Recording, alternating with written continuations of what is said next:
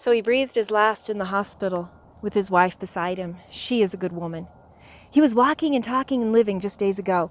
He was continuing his relationships with family, friends, foes, and foreigners. And now he is gone, passing that veil and knowing secrets we can only guess.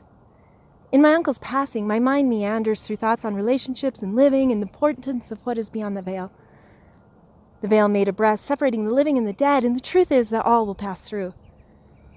The mystery of which no one will know till they break breath and leave this world. That the living knows not what the dead experiences, does it matter then? What the living believe happens beyond that breathy veil. Does life matter? Does his life matter? When that life ends, that relationship ends, do relationships matter? The veil is ever present, even when we don't talk about it. My uncle fought for breath till he broke through the veil, and his family each reconciles their relationship with him, their love for him, their grief. And he, we believe, is with his Savior. Yeah, I believe life is important. I believe his life is important. I believe relationships are important because I believe that the veil once passed reveals a greater love, a greater grace, a greater peace, a greater justice than that which will ever be found on the living side. And the oddness of this ever-present, never-mentioned veil is that our belief about the other side really does affect our relationships, really does dictate what kind of person we are.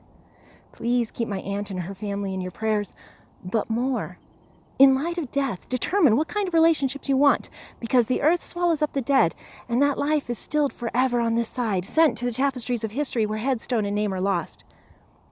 But the thread of that life continues, and forever changes time and space. Every life, no matter how short-lived or how long enjoyed, adds to this tapestry for good and for evil. You are living your thread now. Create something beautiful and lovely and graceful and timeless. And if I have kept your attention thus far, please know that I value you and our relationship. I pray our thready interactions are ever weaving a pattern of intense beauty and grace.